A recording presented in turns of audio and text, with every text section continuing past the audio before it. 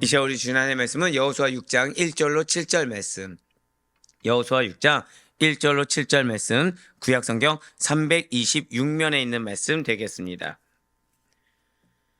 우리 여호수아 6장 1절로 7절까지의 말씀 한 절씩 교독하신 후에 마지막 7절 말씀 한 목소리 합독하도록 하겠습니다. 제가 먼저 6장 1절 말씀 읽도록 하겠습니다. 이스라엘 자손들로 말미암아 여리고는 굳게 닫혔고 출입하는 자가 없더라. 여호와께서 여호수아에게 이르시되 보라 내가 여리고와 그 왕과 용사들을 내 손에 넘겨 주었으니 너희 모든 군사는 그 성을 둘러 성 주위를 매일 한 번씩 돌되 엿새 동안을 그리하라.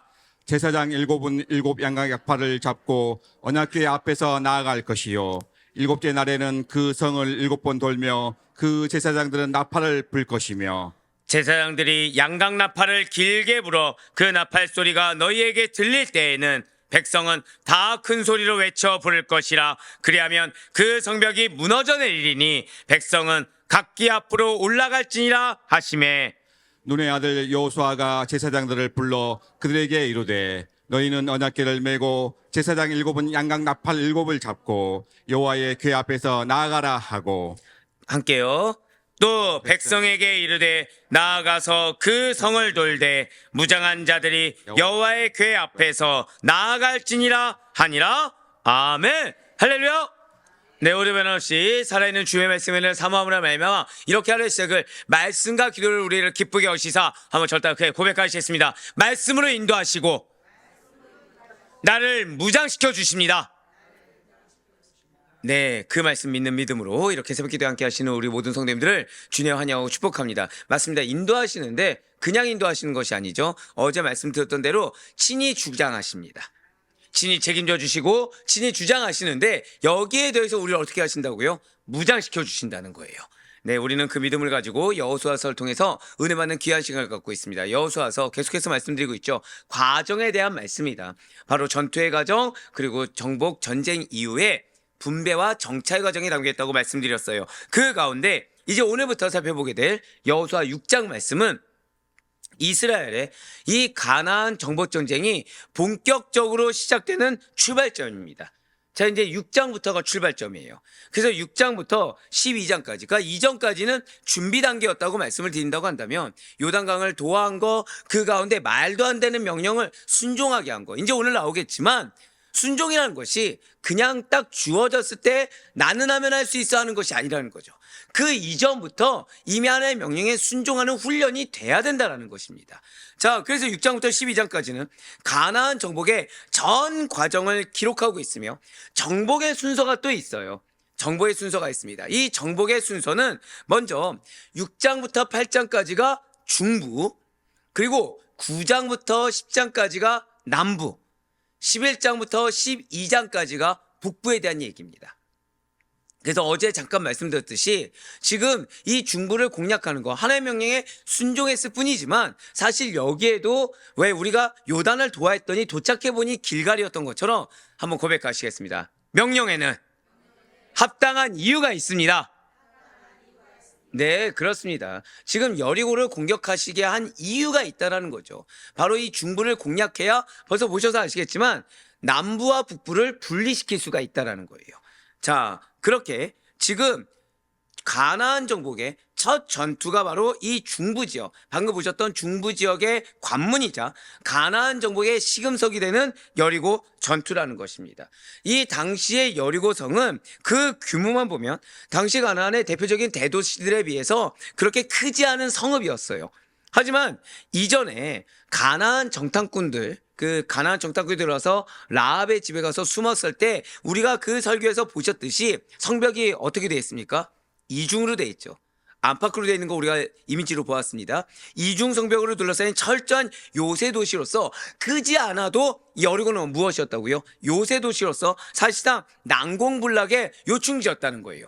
그럼에도 불구하고 여호수아가 지금 여리고를 첫 공략지로 선택한 것은 우연이 아니었다라고 어제 말씀을 드렸습니다. 왜 첫 번째 공략지가 여리고성이었습니까? 당시의 여리고성은 요단 동편에서 가나안 본토로 들어오는 관문이자 이 중부를 동서로 연결하는 핵심 교통로의 출발점에 위치한 매우 중요한 전략적 요지였기 때문입니다. 이런 여리고를 장악하면 가나안의 남과 북을 분리시킬 수가 있었다는 거죠. 그래서 남부와 중부가 연합을 맺든지 중부와 북부가 연합을 맺든지 그 연합군을 저항을 사전에 차단할 수 있으며 이는 매우 치밀한 군사 전략이었다라고 말씀을 드렸습니다. 그렇습니다. 혹시 기억하고 계십니까? 여호수아 지금 몇 살입니까? 예, 맞습니다. 그러니까 여호수아는 사실 그냥 지금 초짜가 아니에요. 초보가 아닙니다. 매우 풍부한 군사 경험을 가진 노련한 지도자입니다. 그리고 잊지 말아야 될 것이 있죠. 자, 지금 여호수아는 가나안 땅을 지금 처음 밟아보았습니까? 지금 두 번째 밟아보았습니까? 그렇죠. 이걸 잊지 말아야 된다는 거예요. 여호수아는 매우 풍부한 군사 경험을 가진 노련한 지도자였습니다. 사실 그는 과거 가나안 정탐꾼으로서 며칠 동안 살펴보았죠. 네, 맞습니다. 40일 동안 과거 그 땅을 두루 살피면서 그 땅의 지형, 주민, 성읍들의 위치까지 이 정복에 필요한 모든 정보를 이미 갖추고 있던 인물이라는 거예요. 그럼에도 불구하고 그는 다시 한 번 더 여리고에 정탐꾼을 보내서 그 정보를 확인할 만큼 신중하고 치밀한 전략가였으며 대강 하나님이 하라고 하니까 그런가 보다 하고 묻어가거나 대강 따르고 마는 것이 아니라 순종함에 있어서도 매우 철저하고도 최선을 다하는 영적 리더였다는 거죠. 따라서 여리고 공략이라는 것은 그냥 눈에 보이는가 간 것도 아니고요. 그냥 한번 우연하게 선택한 것도 아니고 충동적인 선택도 아니었다는 거예요. 가나안 정복 전체를 내다본. 그래서 어제 말씀드렸죠. 영적 리더는 눈앞엔 것만 메인 가자가 영적 리더가 아니라고 말씀드렸습니다. 그 다음 스텝, 두 번째, 세 번째 스텝까지 볼 수 있어야 참된 리더라고 말씀드렸습니다. 여호수아가 바로 그런 자였다는 거예요. 매우 주도 면밀한 전략적 계획 속에서 이루어진 작전이 이 여리고성 작전이었습니다. 그러나 이런 여리고 공략에는 이렇게 군사적 목적만이 아니라 분명한 신앙적인 목적도 담겨 있다고 말씀을 드렸어요. 자, 이전에 여러분들 요단강 도하 뭐가 생각나십니까? 제가 계속해서 강조했죠. 요단강 도하했어요.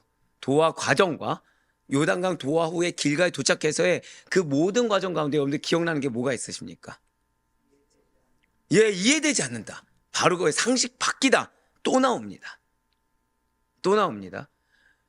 이전에 요단강 도하 때와 마찬가지로 지금 하나님께서는 이제 인간의 상식과 전술로는 도무지 이해할 수 없는 방식. 자, 절대 한번 고백하실까요? 하나님께서는 나에게 승리를 주길 원하십니다. 근데 이 승리를 주기 위해서 어떻게 인도하시는지를 기가 막힐 정도로 보여준 게 이 여호수아서라는 거죠.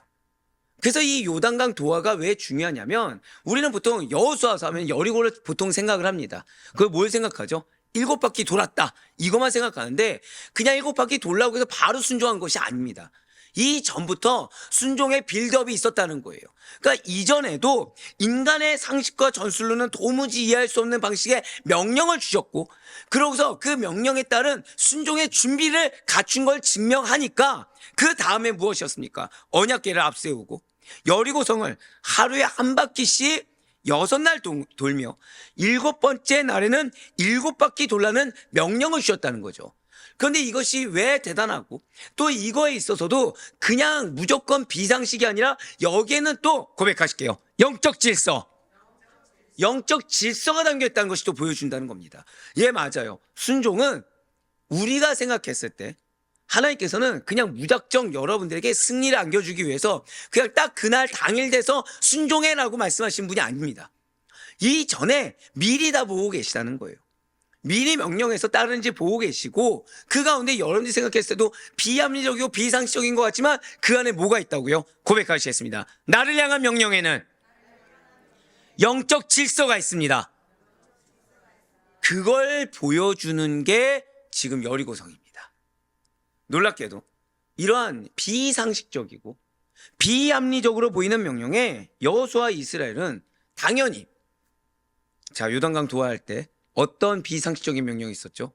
물살이 떠밀려오는데 언약궤를 메고 제사장이 앞장서 가라. 거기서 끝났습니까? 두 번째 기억나는 거 뭐죠? 돌덩이를 어디다 쌓아라? 강바닥에 쌓아라. 그 다음에 기껏 건너왔습니다. 건너왔더니 또 뭐 하라고 했어요?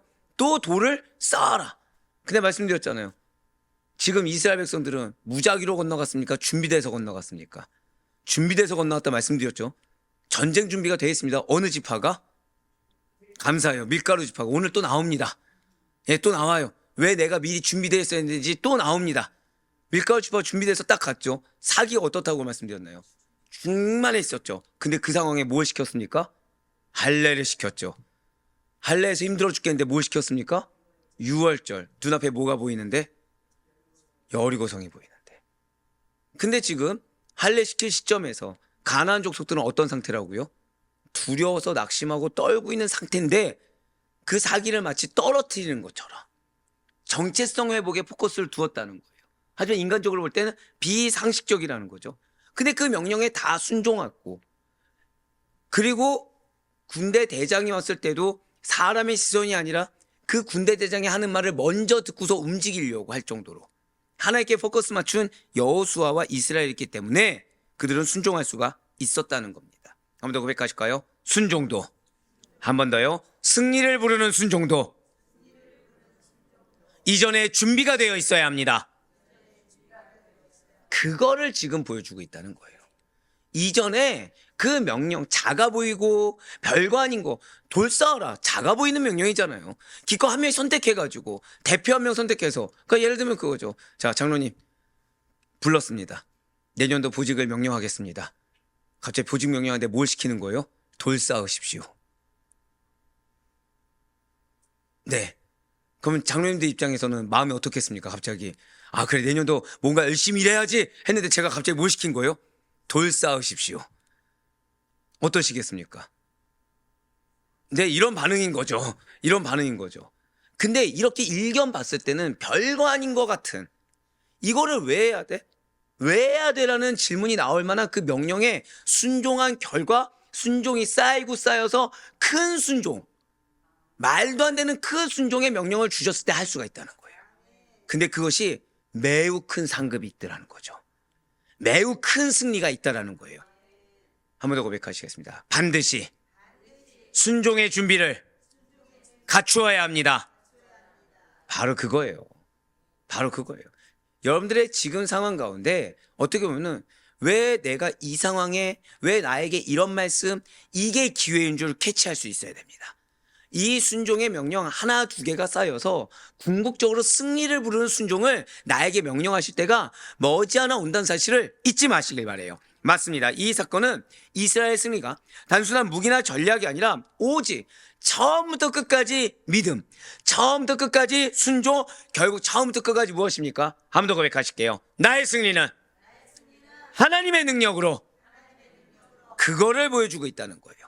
하나님의 능력으로 이루어진다는 사실을 보여주고 있고, 또한 순종이라는 것은 갑자기 어쩌다 할 수 있는 것도 아니고 그때가 되면 한 번에 되는 것이 아니라 지속적으로 이루어진다는 사실을 보여주고 있습니다. 그렇습니다. 여리고 전투는 이후에 가나안 정복 전쟁 전체를 관통하는 신앙의 원리를 제시하는 원형적 사건입니다. 자, 좀 어렵지만 절대 고백하실게요. 여리고 전투는 신앙의 원리를 제시하는 원형적 사건입니다. 바로 그거예요. 그러니까 이 여리고성이 무엇을 관통한다고요? 이후에 가나안 정복 전쟁 전체를 관통한다는 거예요. 좀 더 쉽게 말씀드릴까요? 여러분들의 주어진 말씀이나 명령이 있을 수 있습니다. 근데 이거를 흘려들으면 안 되는 게, 그것이 이후에 여러분들에게 주어질 큰 승리를 관통하는 원형적 사건일 수가 있다는 거예요. 즉 내가 그 명령에 아멘으로 순종한 것이 하나님은 이후에 있을 큰 승리의 예표를 본다는 거죠. 그렇기 때문에 그 작은 순종 하나가 엄청난 나비 효과를 가져올 수 있다는 고백하실게요. 영적으로 캐치해야 합니다. 예, 바로 그거예요. 바로 그거예요. 그러니까 모른 척 넘어가서는 안 된다는 거죠. 치부해버렸어도 안 되고 밀어서도 안 되는 이유 중에 하나가 그 사건 하나가 어떠한 나비 효과를 불러올지 모른다는 겁니다. 근데 여리고성이 바로 그렇다는 거예요. 이는 오늘날 살아가는 우리 역시 마찬가지입니다. 우리 역시도 우리네 삶 앞에 수많은 요단강이 있고요. 수많은 여리고성이 가로막고 서 있을 수 있어요. 하지만 승리의 길은 여전히 믿음과 순종밖에 없다는 사실을, 그리고 무엇으로만 될 수 있다? 하나님의 능력으로만 될 수 있다는 사실을 이 사건은 분명하게 증언하고 있다는 것입니다. 여리고성 그냥 돈 게 아닙니다. 어디서부터 빌드업이 있었다고요? 요단 도하부터. 근데 그 약속은 언제부터라고요? 아브라함 때부터. 그 가운데 가나안 정복의 첫 출발점이 되는 몇 장이요? 6장이 가나안 정복의 첫 출발점이라 말씀드렸어요. 이 6장 그 중에서도 오늘 본문인 6장 1절부터 7절까지의 말씀은 가나안 정복의 첫 관문인 여리고성을 정복하기 위해 어떻게 해야 하는지에 대해서, 좀 더 쉽게 말씀드리면 여러분들에게 주어질 승리를 위해서 어떻게 해야 하는지에 대해서 하나님께 지시사항을 받은 여호수아가 이스라엘 백성들에게 전달하는 내용입니다. 특별히 저는 오늘 키가 되는 딱 말씀 문장이 있어요. 그 우리가 흔히 착각하는, 근데 그 부분만큼은 우리가 놓치지 않기를 정말 소망합니다. 먼저 오늘 본문인 여호수아 6장 1절 말씀 보도록 하실게요. 이스라엘 자손들로 말미암아 여리고는 굳게 닫혔고 출입하는 자가 없더라. 아멘. 그렇습니다. 이미 우리가 아는 것처럼 이미 두 정탐꾼 때 증명이 됐었죠. 이스라엘 백성들로 인해서 여리고성은 굉장히 철통같이 방어하고 철통같이 봉쇄하고 있다. 우리 잘 알고 있습니다. 지금 여리고성 사람들은 이스라엘이 어떤 자들인지 들었어요. 무엇부터 들었죠? 여호와 하나님의 그 초자연적인 능력으로 홍해를 건넜습니다. 광야에서는 여러 민족, 특히 아모리의 두 왕인 시온과 옥이 이끈 나라들을 전멸시켰다는 소문을 들었습니까? 못 들었습니까? 이미 들었고 그들이 들은 거는 요단을 건넜다는 것이 듣고 또 보았습니다. 그래서 여호와 하나님께서 함께 하시는 이 이스라엘에 대한 두려움으로 말미암아 2절 말씀드렸죠. 돌쌓고 할례를 행할 때 지금 가나안 민족들, 여리고 민족들 어떤 상태라고요? 두려워하고 있죠. 그러니까 나와서 싸울 생각을 못하는 거예요. 선제 공격 생각하지도 못하고 방어에만 치중하고 있는 것입니다. 그런데 여기서 우리가 잊지 말아야 될 것이 있어요. 그것은 앞서 말씀드린 대로 여리고는 가나안의 요충지라는 사실입니다. 그래서 이것이 어느 정도 요충지인지 알려면 지리학적으로 당시를 살펴봐야 돼요. 지리적으로 보면 광야의 황무지와는 대조적으로, 자, 길갈에 뭐가 있었습니까? 보리가 있었다고. 네, 괜찮습니다. 네, 여기 기대하지 않았어요. 자, 보리가 있었습니다. 근데 여리고는 고백하실게요. 종려나무가 울창하게 자라 있어서 종려나무 숲이라고, 그러니까 종려나무 성이라고 불릴 정도로 매우 비옥한 땅이고 뭘로 둘러싸여 있어요? 종려나무로 둘러싸여 있습니다. 이러한 여리고의 성읍은 면적이 약 2만 헥타르 정도로 그리 큰 도시는 아니었어요. 하지만 가나안 땅의 정확한 중심부에 위치한 매우 중요한 전략적 요충지였고 방어를 하고자 하면 얼마든지 할 수 있고, 자, 숲이 있으면 기습이 가능합니까? 불가능합니까? 숲이 있으면, 야, 여기서 여자와 남자 차이가 나오네요. 예, 가능하죠. 숨어서 할 수 있으니까. 여리고를 기준으로 해서 그래서 실제로 지질학적으로 보면 남쪽에는 아모리 족속, 남서쪽에는 헷 족속, 서쪽에는 히위 족속, 그냥 들으시면 돼요. 예, 굳이 따지지 않으셔도 됩니다. 북쪽에는 가나안 족속과 기르가스 족속, 북서쪽에는 브리스 족속이 있어요. 그러니까 둘러싸고 있는 거죠, 지금. 이처럼 여리고성은 가나안 각 족속들의 중심에 위치한 핵심 거점이었습니다. 그래서 지금 여호수아는 이렇게 도시국가 체제로 흩어져 있던 가나안 족속들의 연합을 사전에 차단하기 위해 가나안 관문이자 심장부가 될 수 있는 여리고를 첫 번째 공격 대상으로 삼았다고 앞서 말씀을 드린 거예요. 그 가운데 1절 말씀 다시 한번 보여주세요. 1절 붉은색 표현대문을 보시면 지금 본문은, 자, 종려나무 성이라고 불릴 정도인데 기습을 하려면 얼마든지 할 수도 있는데 지금 이들이 선택한 건 무엇입니까? 여리고성 어떻게 했다고요? 굳게 닫혔고라고 말씀하고 있어요. 이는 여리고성이 매우 강력하게 봉쇄되어 있었음을 강조하고 있는 것입니다. 맞습니다. 지금 이 말씀은 하나님의 백성이 들어가야 될 첫 번째 성읍이 인간적으로 볼 때는 틈이 있습니까? 없습니까? 틈이 없는 거예요. 그러니까 여러분의 기도 제목이 예를 들어서 누군가 변화되길 원하는 거죠. 근데 그 영혼이 들어갈 틈이 보입니까? 안 보입니까? 하나도 안 보이는 거예요. 공략이 보일 기미가 안 보이는 겁니다.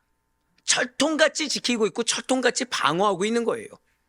지극히 견고한 방어 체계를 갖추고 있었음을 분명하게 보여주고 있는 거죠. 그러면서 동시에 지금 하나님께서 이 난공불락에서 지키기로 작정한 성을 어떤 방법으로 무너뜨리실 것에 대한 긴장감을 극대화해주고 있다는 것입니다.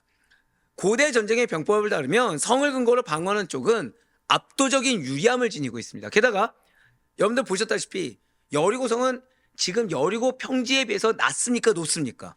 높죠. 높은데 성벽도 이중이고 무슨 성이라고요? 종려나무 성이죠. 유리할까요? 불리할까요? 매우 유리하죠. 공격하는 측은 전력이 절대적으로 우세하지 않으면 성을 공격하기도 힘들고, 자, 그럼 이 성을 공격하려면 최소한 같은 위치에 되니까 뭘 써야 됩니까? 흑토성. 그러니까 흙으로 성을 지어야겠죠. 그 언덕을. 그러니까 토둥 같은 거를 쌓거나 사다리를 준비하는데 많은 시간과 희생이 필요했어요. 시간이 들면은 주변에서 오겠습니까? 안 오겠습니까? 당연히 오죠. 지금 이스라엘 백성들은 시간도 별로 없어요. 실제로 성벽을 정면으로 기올라서 공격하는 것을 선택할 경우에 공격 병력의 3분의 1에서 3분의 2 가량이 사상자로 발생한 일이 드물지가 않습니다. 이러한 전쟁의 기본 원리를 여리고 사람들은 잘 알까요? 모를까요? 너무 잘 알고 있죠. 너무 잘 알고 있죠. 그래서 성 밖으로 나와서 싸우지 않고 오직 성에만 틀어박혀서 방어에만 전념하는 겁니다. 왜요? 조금만 기다려도 뭐 기르가스라든지 해수족 쪽에 올 거거든요. 상식적입니까? 비상식적입니까? 매우 상식적이죠. 매우 상식적이고 지극히 합당하며 타당한 전략이자 방법입니다. 하나님의 초자연적인 개입이 없다고 한다면 이 전쟁은 장기전이 되었을 것이고 이스라엘은 심각한 위기? 아니요. 무조건 패배할 전쟁입니다. 이거는. 그러면서 1절 말씀을 다시 한 번 더 보시길 바라요. 지금 붉은색 표현들을 보시면 지금 출입하는 자가 없더라 라고 나와 있습니다. 즉 나가는 자도 없고 들어가는 자도 없다는 거죠. 이것이 무슨 표현이냐면 여리고성의 출입이 완전히 차단되었다는 거예요. 특히나 2명의 정탐꾼을 놓쳤습니까? 안 놓쳤습니까?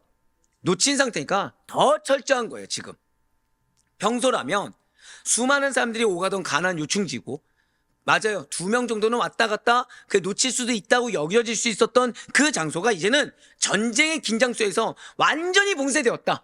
틈이 있다 없다? 틈이 전혀 없다는 사실을 매우 간결하게 보여주고 있다는 거죠. 이 짧은 한 문장이 지금 1절 말씀이 여리고성을 둘러싼 극도의 긴장감과 전운이 얼마나 팽팽했는지, 그리고 이스라엘이 얼마나 지금 무모한 공격을 감행하는지, 그리고 이거는 현실적으로 얼마나 불가능한지를 생생하게 전달해 주고 있다는 거예요. 인간의 힘으로는 도저히 돌파할 수 없는 상황 앞에 이스라엘이 서 있음을 매우 분명하게 보여주고 있다는 거죠. 이런 상황 가운데 이어서 여호수아 6장 2절 말씀 보도록 하시겠습니다. 여호와께서 여호수아에게 이르시되 보라 내가 여리고와 그 왕과 용사들을 내 손에 넘겨주었으니. 아멘. 아직 이스라엘이 여리고성에 들어가지도 않은 상황에서 하나님께서는 그 성의 지배권을 지금 이미 이스라엘에게 주었다라는 것입니다. 자, 절대 고백하실게요. 나에게 넘겨주었습니다. 근데 많은 분들이 이거에 대해서 약간 오해하시는 게, 내 손에 넘겨줬으니까 그냥 정복되었다 이 정도라 생각하는데, 내 손에 넘겨줬으니는 사실을 엄밀히 따지면 손은 무엇이냐? 권세를 의미합니다. 권세. 그러니까 이렇게 손 안에 있다는 것은 무엇이냐? 고백하시겠습니다. 권세 아래 있습니다. 그러니까 우리는 흔히 내 손에 넘겨줬다고 하면 하나님이 알아서 떡하니 넘겨주겠지라 생각합니다. 한 번 더 고백하실게요. 나에게 능력을 주셨습니다. 이걸 믿어야 되는 거예요. 이거부터 믿어야 되는 거예요. 전쟁 전에 하나님이 나에게 능력을 주셨다. 하나님이 나의 그 기도 제목, 그 영혼, 그 어떤 환경을 당신의 권세 아래 두셨다. 근데 그 권세를 누구에게 허락하셨다고요? 나한테 허락하셨다는 겁니다. 이게 그 뜻이에요. 지금 여리고성은 맞습니다. 하나님께서 허락하신 권세 아래 있는 겁니다. 근데 인간적인 눈으로 보면 보일까요? 안 보일까요? 안 보인다는 거예요. 인간적으로 보면 틈도 안 보인다는 겁니다. 근데 영적으로 보면 누구의 권세 아래 있다? 하나님께서 나의 순종을 통한 권세 아래 놓이게 하셨다. 지금 그 뜻인 겁니다. 그렇기 때문에 하나님께서는 이어지는 여호수아 6장 3절에서 5절까지의 말씀을 통해 여호수아에게 여리고성 공격 전략을 지시하실 수가 있는 것입니다. 하나님께서 명령을 언제 하신다고요? 인간적으로 틈이 있냐 없냐가 중요한 것이 아니라 한 번 더 고백하실까요? 나에게 말씀하여 주셨습니다. 자, 이게 무엇이라고요? 한 번 더 고백하실게요. 나에게 권세를 주셨습니다. 이걸 잊지 마세요. 여러분들에게 약속의 말씀을 주신 그 순간 권세를 주신 겁니다. 이거를 믿는 자는 그 권세대로 나아가는 것이요. 그래서 그 다음부터 주신 명령은 뭐예요? 순종할 명령밖에 안 주시는 거예요. 왜 순종할 명령을 주신다고요? 잊지 마세요. 나에게 순종할 명령을 주신 것은 이미 권세를 주셨기 때문에 순종할 명령을 주시는 겁니다. 근데 그 권세를 주지 않았다고 한다면 순종할 명령조차 주지 않는 거예요. 그래서 제가 항상 드린 말씀 있죠. 말씀이 주어진 것이 은혜다. 말씀이 주어진 것이 특권이라는 말씀드렸습니다. 왜요? 지금 그 순종을 통해서 하나님께서는 이미 권세 아래 놓였기 때문에 한 번 더 고백하시겠습니다. 반드시 승리를 주십니다. 근데 정확히 말씀드리면 이미 승리를 주셨기 때문에 명령하시는 거예요. 3절에서 5절까지의 말씀 보도록 하시겠습니다. 너희 모든 군사는 그 성을 둘러 성 주위를 매일 한 번씩 돌되 엿새 동안을 그리하라. 제사장 7은 7 양각나팔을 잡고 언약궤 앞에서 나아갈 것이요 7째 날에는 그 성을 7번 돌며 그 제사장들은 나팔을 불 것이며 제사장들이 양각나팔을 길게 불어 그 나팔 소리가 너희에게 들릴 때에는 백성은 다 큰 소리로 외쳐 부를 것이라. 그리하면 그 성벽이 무너져 내리니 백성은 각기 앞으로 올라갈지니라 하시매. 아멘. 여러분들 왜 그럴 때 있으시죠? 말씀이 딱 선포됐는데 나에게 뭘 요구하는지 알겠는 거예요. 나에게 뭘 요구하는지 알겠는 거예요. 근데 할 수가 있습니까? 없습니까? 할 수도 없고 하기도 싫고 그거에 대해서 의구심이 드는 거죠. 지금 그런 명령을 하고 계십니다. 지금. 그래서 이게 그 전제가 제일 중요한 거예요. 1절이 뭐였죠? 틈도 안 보인다. 틈도 안 보인다. 2절은 근데 뭐에 대한 약속이죠? 권세를 이미 주셨다. 자, 그럼 여기서 이제 선택권이 주어집니다. 틈도 안 보이기 때문에 그냥 인간적인 생각으로 포기하거나 다른 방법을 선택할 것이냐. 권세를 주셨기 때문에 이 권세를 주신 것을 믿고 말도 안 되는 명령, 하기 싫은 명령에 순종할 것이냐. 그 선택권이 주어진다는 거예요. 하지만 지금 권세를 주신 순간이 무엇이라고요? 이미 승리를 왜 지금 계속 몇 주 동안 내 위에 문을 어떻게 하셨다고요? 열어놓으셨다고 하셨죠. 이미 주님은 준비하셨다 안 하셨다? 준비하셨다는 거죠. 그러니까 그걸 내가 선택할 것이냐 아니면 내 인간적인 눈과 판단으로 그 감정으로 포기할 것이냐. 그래서 1절과 2절이 극명하게 대비된 거예요. 그래서 그게 정말 중요한 겁니다. 근데 정말 감사한 거는 자 솔직히 여쭤볼게요. 여러분들이 누군가 변화시키고 싶은 영혼이 있다 생각해 보세요. 근데 그 영혼이 틈이 보입니까 안 보입니까? 변화될 기미가 보입니까 안 보입니까? 안 보이죠. 근데 중요한 건 나에게 약속의 말씀을 주신 거예요. 근데 지금 하나님 뭐라고 말씀하세요? 그 말씀에 뭐가 있다고요? 한 번 더 고백하실게요. 말씀에 권세가 있습니다. 네, 그 권세는 뭘로 발휘할 수 있다고요? 순종으로. 근데 그 순종은 나 권세 주신 거 믿습니다가 아니라 문제는 뭐라고요? 그 다음에 주어진 명령들이 내가 받아들이기 힘든 명령이라는 거죠. 하기 싫은 명령이고 모른 척하고 싶은 명령이고 다른 거 이 말씀은 내 말씀이 아니죠. 다른 말씀 주세요라고 할 만한 말씀이라는 거죠. 어떤 말씀입니까? 3절부터 5절까지 한번 보세요. 지금 여리고성을 정복하기 위해 그들이 해야 할 일을 너무 구체적으로 지시하셨습니다. 내용이 인간의 상식으로는 도무지 이해하기가 어려운 방식이라는 거예요. 지금 하나님께서 이 여리고성 정복과 관련된 말씀을 주지 않았습니다. 자, 방금 뭐라 말씀드렸어요? 정복과 관련된 말씀을 주지 않으셨다는 거예요. 그러니까 여러분 생각했을 때 하나님이 나에게 말씀을 주시면 만약에 남편의 변화를 위해서 기도를 했어요. 그럼 이 사람이 변화될 만한 말씀을 주셔야 되는데 나에게 전혀 생뚱맞은 말씀을 주시는 거예요. 뭐 예를 들면 내가 변화될 부분, 내가 죄를 인정해야 될 부분 막 내 얘기만 하고 있는 거예요. 그럼 처음에는 아멘 하고 받죠. 근데 그 다음에 받을 수 있습니까 없습니까? 왜 나만 바뀌어야 됩니까? 내가 바뀐다고 해서 저 사람이 과연 바뀌겠습니까? 항변이 나옵니까 안 나옵니까? 나오게 된다는 거예요. 지금 그런 것만 주셨다는 거죠. 지금 어떤 상황이냐면, 아니 돌 쌓았으면 됐고 할례 했으면 됐지 왜 또 이런 말씀을 주십니까? 인간적으로 보면은 합당하지도 않고 이치에 맞지도 않는 거예요. 지가 하나님께서 어떠한 전술, 무기사용법, 공격 진영을 말씀하신 것도 아니고 인간적인 어떤 방법을 말한 것이 아니라 하루에 한 번씩 엿새 동안 성 주의를 두고 일곱째 날에는 제사장들이 양강나팔을 불며 성을 7바퀴 돈 후에 나팔 소리에 맞춰 백성들은 큰 소리를 외치라 라고 하신 것이 전부입니다. 우린 이 말씀 믿고서 그치 여리고성 전략을 하면 돼. 그래 나도 하나님 말씀 순종해서 그냥 하면 되겠지. 주여 주여 외치면 될 거야 라고 우리 생각을 하죠. 근데 사실 그게 아니라는 거죠. 이것은 사람의 이성적 사고로는 쉽게 납득할 수 있는 명령이 전혀 아니라는 거예요. 이게 포커스입니다. 그러니까 우리는 내가 일주일간 금식해서 기도하면 여리고성처럼 갑자기 돈이 생길 거야. 저 사람이 변화될 거야. 라고 무모하게 생각할 때가 있습니다. 근데 이 여리고성은 정확히 말하는 건 그게 아니라 1절과 2절에 이미 답이 주어졌어요. 인간의 눈을 믿을 것이냐 아니면 하나님의 말씀을 믿을 것이냐. 그래서 말씀을 믿어서 하나님의 명령이 내가 못 받아들이는 명령이라고 해도 받아들일 것이냐 아니면 나는 이거를 그 틈도 보이지 않고 이건 내가 받아들일 수 없는 말씀이니까 안 들을 것이냐. 이 선택의 기로라는 거죠. 그냥 말씀 믿으면 여리고성 무너진다 맹목적으로 할 수 있는 부분이 아니라 명령을 정말 믿음으로 순종할 수 있냐 없냐의 문제라는 거예요. 한번 생각해 보세요. 제정신을 가진 사람이라면 어떻게 이런 방식으로 전쟁을 하겠다고 나설 수가 있겠습니까? 전쟁을 한다고 하면서 기껏 성 앞에 가서 창 한 번 던지지 않고 활 한 번 쏘지 않은 채 그저 성 주위를 한 바퀴 돌고 조용히 돌아오는 거, 이걸 며칠 동안 해야 되고요. 엿새 동안 반복하고 마지막 날에 성을 7번 돌면서 나팔 불고 큰 소리 외치며 무너질 거야. 어느 누가 이것을 전쟁이라고 말할 수 있겠습니까?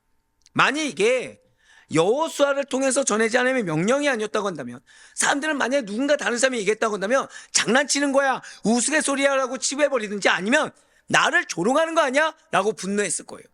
내 처지를 몰라도 너무 모르지, 아니 좀 내 처지를 알면 이렇게 말할 수 없을 거야 라고 얘기했을 거라는 거예요. 그래 이 명령은 나를 모르셔서 주신 말씀도 아니고 나를 바보로 만들기 위한 명령도 아니고 나를 우스개처럼 치부해버리기 때문에 하나님께서 나를 외면해서 주신 말씀도 아니라는 거예요. 반드시 기억하셔야 돼요. 상식적으로 이해 안 되는 명령 속에는 한 번 더 고백하실게요. 영적 질서가 담겨 있습니다. 이거 잊지 마셔야 된다는 거예요. 영적 질서, 즉 분명하고 깊은 하나님의 뜻과 목적이 반드시 담겨 있습니다. 다만 그거를 당시에 이스라엘은 즉시로 깨닫지 못할 뿐이고, 다만 그것을 오늘날 우리가 즉시로 깨닫지 못할 뿐이라는 거죠. 그래서 지금 하나님께서 말씀하셨죠. 큰 순종의 승리를 눈앞에 둔 큰 순종을 요구하기 위해서 그 이전에 뭘 하신다고요? 작은 순종들을 근데 다 이해할 수 있다 없다? 이해할 수 없어요. 그걸 명령하신 거예요. 그게 쌓였을 때 쌓였으니까 우리는 뭘 기대요? 열매. 근데 그게 아니라 궁극적인 큰 명령을 주신다는 거죠. 근데 이거 역시 받아들일 수 있다 없다? 이거는 오히려 더 심각하다는 거예요. 틈도 보이지 않고 합당하지도 않고 내 상식에서는 받아들일 수 없을 만한 그 명령을 주시는데, 이 명령 안에도 뭐가 담겨있다고요? 영적 질서가 담겨있다는 거죠. 이 명령에도 순종할 수 있어야 된다는 거예요. 그랬을 때 기념비적인 역사를 본다는 것입니다. 시편 92편 5절과 6절, 로마서 11장 33절 말씀 보시길 바라요.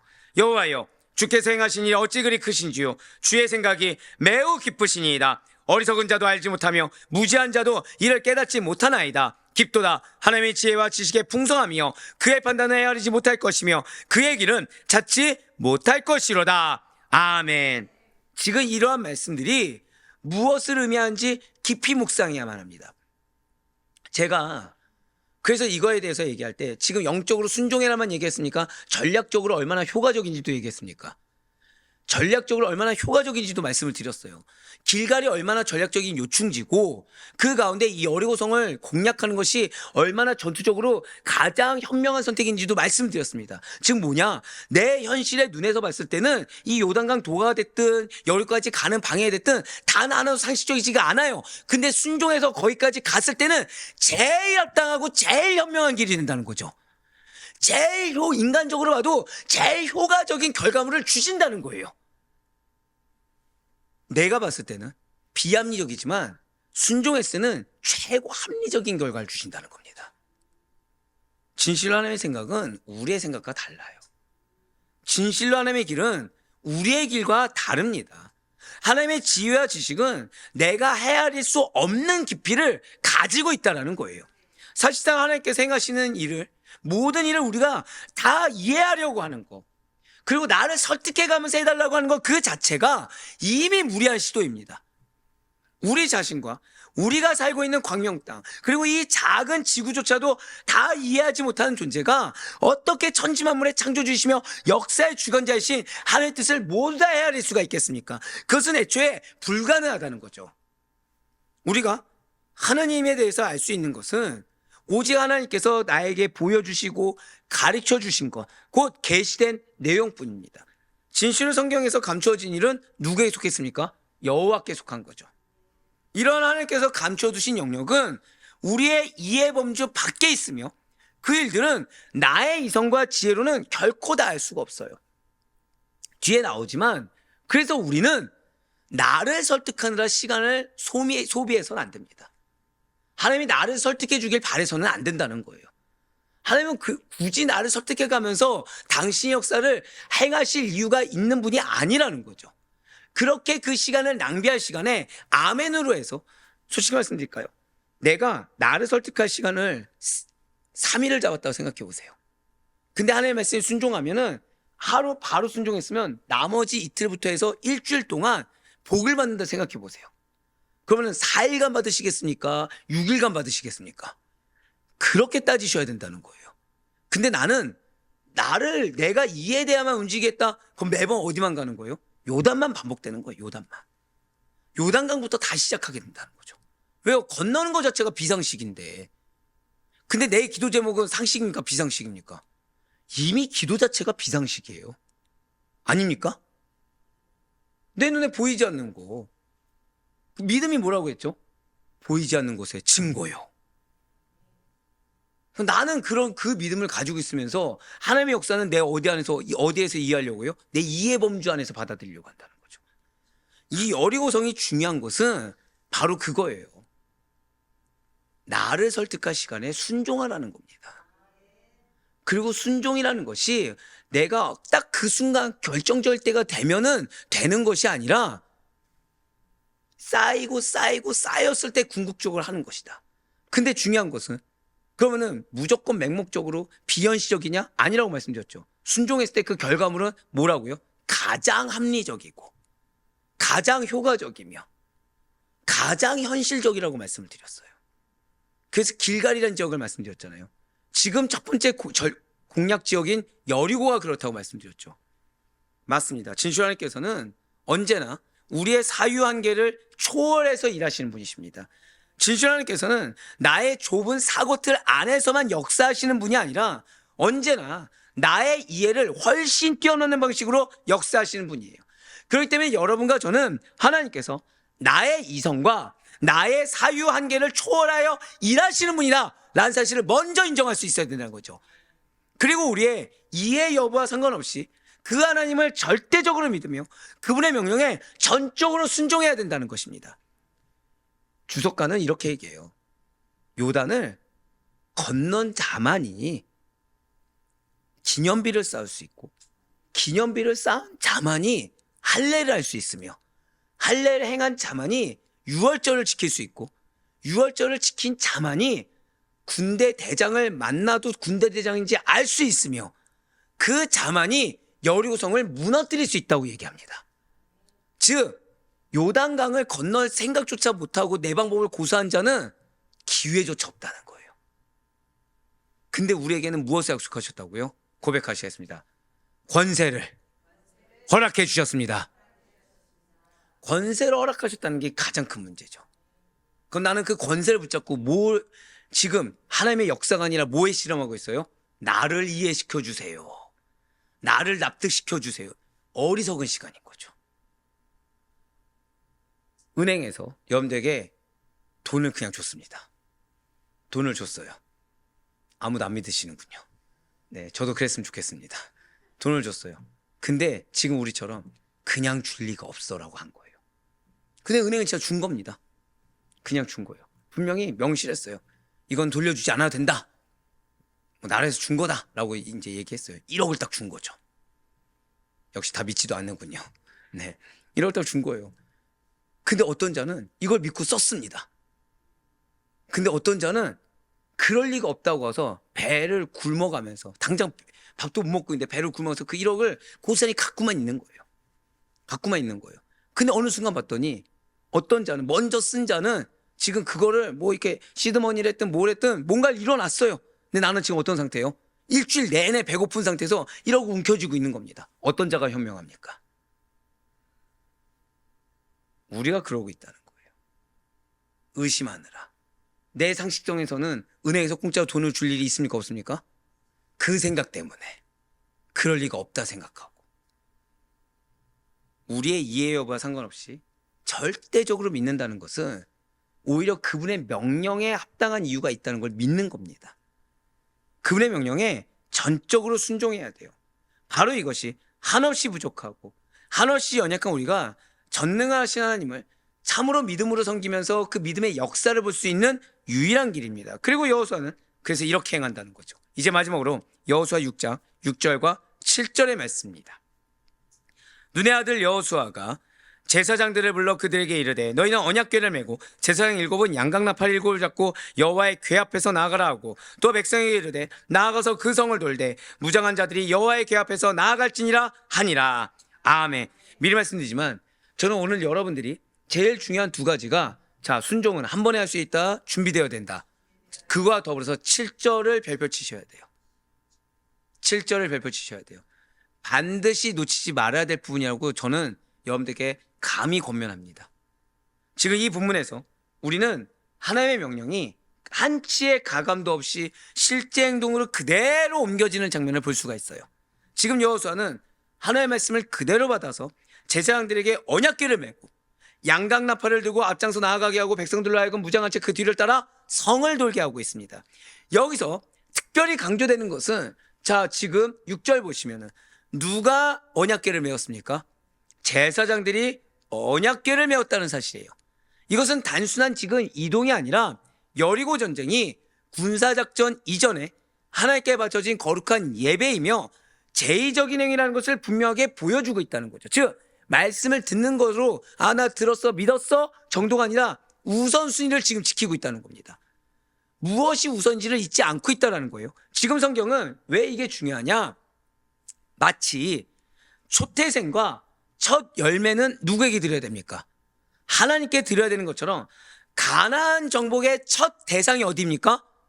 여리고죠. 고백하실게요. 여리고성은 첫 열매의 성입니다. 그 의미예요. 이게 그 의미예요.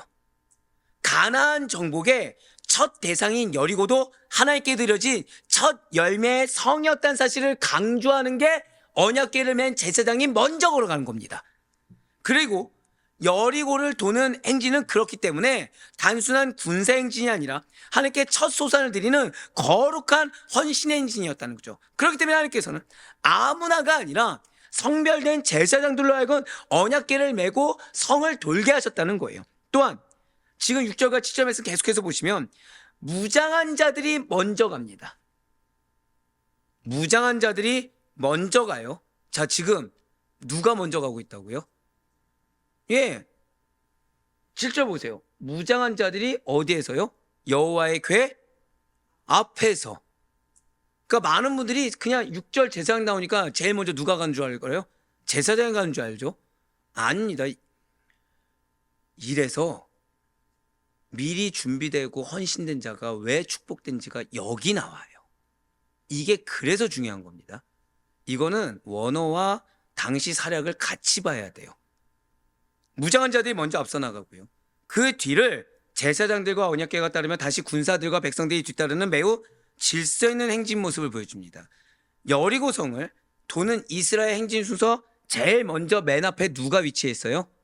무장한 군사들이에요. 그리고 그 뒤 두 번째로 7 양강나팔을 잡은 7 제사장입니다.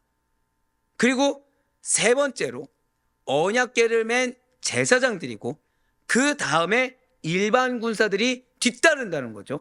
그런데 그럼 여기서 퀴즈를 한번 내볼게요. 이때 선두에 선 이 무장한 군사들은 어디 소속일까요? 정답입니다. 르우벤과 갓, 므낫세 반지파 가운데서 전쟁에 참여한 4만의 군사들입니다. 자, 요단강 건널 때 누가 이 군대의 준비를 해서 건넜다고 했어요? 밀가루 지파라고 말씀드렸죠. 즉 무모해 보이는 비상식적인 명령이지만 그 안에 뭐가 있습니까? 상식이 있고 합리성이 있고 그 안에 가장 효과적인 것이 담겨 있어요. 미리 준비된 자가 쓰임받는 겁니다. 미리 준비돼서 어떠한 것 따지지 않고 아멘으로 순종한 자들이 먼저 쓰임받는 거예요. 어디 앞에 있습니까? 얼마나 영광됩니까? 얼마나 영광됩니까? 지금 말씀 앞에 세워서 건너가는 이 놀라운 일. 여러분들 아시잖아요. 항상 행렬의 맨 앞은 누가 해야 돼요? 언약궤가 가야 되죠. 근데 지금 여리고성 전투를 하는데 지금 첫 번째로 어디를 잡았어요? 밀가루 지파입니다. 미리 준비되는 거. 그게 그래서 중요한 거예요. 그리고 언약궤를 맨 제사장들의 뒤를 따르는 자들이 바로 다른 지파 군사들로서 약 16만 정도였을 것으로 추산되고 있어요. 맞습니다. 그런데 여기서 또 하나 놓치지 말아야 될 것이죠. 7절 다시 한번 더 보여주세요. 붉은색으로 표현된 부분이 무장한 자들이라고 말씀드렸죠. 무장한 자. 자, 여기서 무장한 자는 고백하실게요. 불필요한 옷을 벗는다. 자, 우리는 보통 무장이면 뭘 생각하죠? 덕지덕지 입는 거죠. 이건 원어로 보셔야 돼요. 여기서의 무장한 자는 전쟁에 필요한 무장을 위해서 불필요한 옷을 벗는다는 의미입니다. 그렇기 때문에 무장한 자, 성경에서 특히 이 부분에서 본문에서 원어에서 말하고 있는 무장한 자는 공격 무기를 가지고 많이 들고 갑옷으로 몸을 꽁꽁 싸맨 자가 아닙니다. 즉 여러분들을 승리하기 위해서 하나님께서 여러분들을 계속해서 자기 부인하게 하는 이유, 여러분들을 깎아서라도 연단시키시는 이유가 여기 나와 있어요. 한 번 더 고백하실까요? 나를 연단시키는 것이 나를 무장시키고 있는 것입니다. 그걸 기억하셔야 돼요. 즉 지금 무장한 자, 이게 무슨 뜻이냐면 전쟁을 위해 모든 불필요한 것들을 벗어버리고 싸울 준비가 된 상태를 의미하는 게 무장한 자들이에요. 그래서 때로 하나님이 명령하시면서 여러분들의 자존심도 꺾게 하고 마음도 어렵게 하고, 그게 사실은 나는 지금 희생을 한다고 생각했지만 그게 아니라 하나님 지금 뭐 시키고 있는 거예요? 한 번 더 고백하실까요? 나를 무장시키고 있습니다. 자, 그러니 지금 나는 마음이 어려웠어요. 근데 사실 이 어려운 마음이 왜 어렵다고 해서 멈추게 사도에 막는 겁니까? 눈앞에 뭐가 있는 거예요? 승리가 있는 거예요. 눈앞에 승리가 있는 거예요. 그래서 어려운 마음을 가지고 나아가지 못하게 포기하거나 뒤로 백하거나 아예 안 하게 멈춰있게 만든다는 거죠, 사단이. 사실은 어려운 마음이 뭐예요? 그 어려운 마음을 가지고 아 그래 내가 틀렸어, 하나님의 말씀에 순종해야 돼, 이게 아니야, 그래 나 없어도 돼, 한순간 승리가 내 것이 되는 것인데, 사실은 그것은 원어적으로 무장을 시키는 과정인데 사단이 그 순간 낙심하게 하는 거예요. 포기하게 하는 거예요. 자, 한 번 더 고백하시겠습니다. 내가 없는 순간이 승리가 목전입니다. 그걸 기억해야 돼요. 그래서 이 7절이 너무 중요한 거예요. 무장한 자라는 원어가 너무 중요한 겁니다. 전쟁을 위해 무장한 자가 어떤 상태라고요? 모든 불필요한 것을 벗어버리고 싸울 준비가 된 상태. 그리고 이는 신약의 성도들이 영적 전쟁을 위해 가장 먼저 죄와 얽매이기 쉬운 모든 것을 벗어버리고 하나님의 전신갑주를 입어야 한다라는 교훈과 이어지는 게 바로 6장 7절 말씀입니다. 그 6장 7절 정말 중요한 거죠. 이 무장이 어디랑 이어진다고요? 대놓고 말씀드린 히브리서 12장 1절 말씀과 이어지면서 하나님의 전신갑주를 입으라, 에베소서 말씀과 이어지는 겁니다. 여기서부터예요. 여기서부터. 그러니까 이게 진짜 중요한 거죠. 특히 여리고 전쟁에서는 여호와 앞에서, 지금 보시면은 여호와의 궤 앞에서, 여호와의 궤 앞에서, 언약궤 앞에서 행하라라는 표현이 반복해서 등장합니다. 행하는데 어디 앞에서요? 하나님 앞에서, 행하는데 어디 앞에서요? 여호와의 언약궤 앞에서. 이것은 여리고 전쟁이 사람 앞에서가 아니라 하나님의 임재 앞에서 진행되는 성전, 곧 거룩한 전쟁임을 보여주고 있는 거예요. 마찬가지로 오늘날 예수님을 따르고 있는 우리 성도님들 역시도 세상 속에서 영적 전투를 살아가는 하나님의 군사로서 사람을 의식하는 것이 아니라, 이미 어제도 나왔죠. 여호수아 어떻게 했다고요? 납작 엎드렸다고 그랬죠. 사람을 의식하기보다는 하나님 앞에서 살아가는 삶, 곧 고람되어의 삶을 살아가야만 이 순종이 어떤 결과를 가져올지도 알고 있고, 그리고 나를 지금 어떻게 무장시킨지도 캐치할 수가 있다는 거예요. 이처럼 여리고성을 도는 이스라엘 행진은 군사작전이면서 동시에 예배였습니다. 전쟁이면서 동시에 하나님께 첫 열매를 드리는 거룩한 헌신의 행위였어요. 그리고 하나님의 임재 앞에서 믿음으로 순종하는 백성들의 행진이었습니다. 사랑하는 아드페 성도님들, 저는 여러분들의 삶이 하나님께 드려진 첫 열매인 예수 그리스도와 같이, 그리고 오늘 여리고성을 돌기 직전인 여호수아와 이스라엘 백성들 같이 어떠한 이해할 수 없는 상황에서도 한 번 더 고백하실까요? 나는 준비되어져야 합니다. 오늘 이거 기도하셔야 돼요. 누구나 다 승리하기를 원하죠. 그래서 우린 다 알고 있어요. 하나님께서 승리 주기 전에 나에게 순종을 요구하신다는 걸 알고 있어요. 근데 순종에도 뭐가 필요하다? 준비가 필요하다는 걸 알게 되었어요. 그리고 여리고성을 도는 것도 어떤 자가 먼저 서는 영광을 가졌습니까? 준비된 자가 먼저 서는 걸 알게 됐어요. 근데 준비는 어떤 준비라고요? 작은 것에부터 순종하는 자예요.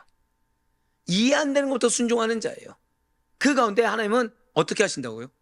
무장시킨다고 말씀드렸죠. 무장은 뭐예요? 벗어버리는 거. 불필요한 걸 벗어버리는 거. 이미 내 손에 그렇게 할 수 있는 이유는, 마지막으로 여러분들 붙잡으셔야 될 것은, 우리 한번 절대 고백하시겠습니다. 나에게 이미 권세를 주셨습니다. 그거를 확신하고 순종하는 우리가 되길 간절히 소망합니다. 그 가운데 무장한 자로서, 오늘 이제 제대로 알게 됐죠.